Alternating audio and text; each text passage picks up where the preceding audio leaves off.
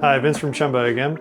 You may have seen one of our recent tech videos on what our sliding dropouts are all about and why we choose to use them and what kind of functionality they have. In this video, we're going to talk about how to actually adjust them, how to align your wheel, and in the comments, happy to answer any questions that you guys have. This is one of the most frequently asked questions that we get. Now we're going to adjust our dropouts. And the goal here is to get our dropouts where we want them for ride feel and also to have the wheel aligned properly to the bike frame. The first step is going to be obviously to have the wheel removed, and we're going to need to put that wheel back into the bike. Initially you want to be in your hardest cog, or highest gear. This is going to make it easy to get the wheel in and out of the frame. So what I'm going to do is I'm going to loosen all the hardware up. This is the chain tension bolt. I'm going to loosen that up and bring it all the way forward. I'm going to loosen my dropout hardware, which I've already done. And then I'm going to slide this all the way forward. And just snug one of them down just gently. Same on the non-drive side, forward, and one of them down just gently.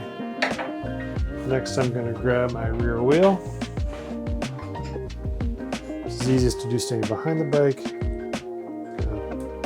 Align the chain onto the smallest cog and pull the wheel in place into between the dropouts.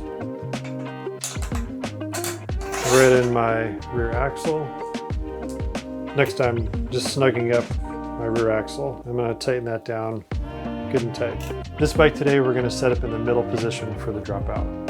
So first step now is to slightly loosen all those bolts. The purpose of what we just did was so that we could get the rear through axle installed smoothly into the bike. Next I'm going to take here at the drive side, start the drive side here, and I'm going to tighten that chain tension bolt, and you'll see the dropout actually move backwards as I'm doing this. You may need to adjust where the knurled brass nut is to get your position where you want it. And once I feel like I'm about in the middle, I'm going to stop. Just kind of thread that forward gently. Now, just to help guide the system, I'm going to give the tire a little bump, and that's just going to let that other side kind of fall naturally where it wants to go. We're going to snug up the dropout bolts on the drive side first. Again, we're just snugging here. We're not trying to really yard down on this yet or get it up to torque value. And now we've kind of positioned where that drive side is going to be. The next step is going to be to come to the non-drive side.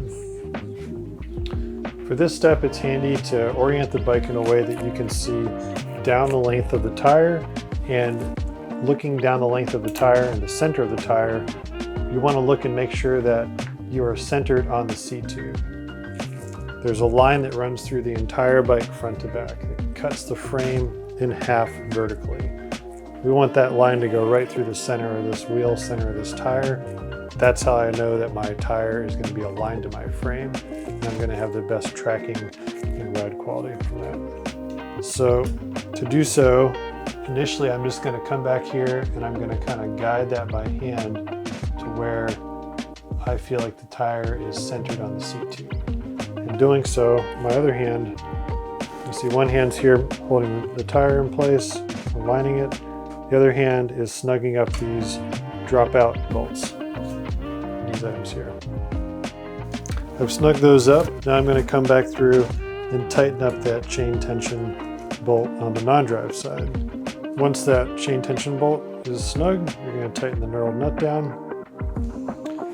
Now I'm just going to double check and make sure that the wheel is centered. Now that we have things positioned, I'm going to secure the dropout hardware. If you are doing due diligence, you'll use a torque wrench for this step to ensure that they're up to torque value. To do so, just make sure you're around 24 Newton meters to 26 Newton meters. Making sure that your hand is on the grip portion of the torque wrench. That's how the torque wrench actually knows and understands where the torque value is at. point of leverage is to set that torque value. Tighten one. Tighten the other. Now we're going to basically make sure that that brass nut is snug and tight to the frame, and we're going to give it a quarter turn, extra turn. That quarter turn there is to basically lock that brass nut in place. If you follow these steps, your dropout will not come undone on you and your bike will not get misaligned. The final step would be just to run through your drivetrain, make sure everything's reacting as expected.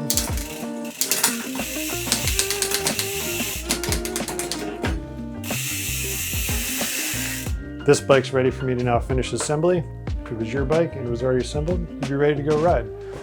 If you have questions, please drop them in the comments below, and I'll be happy to try answering any I can. Thanks. Take care.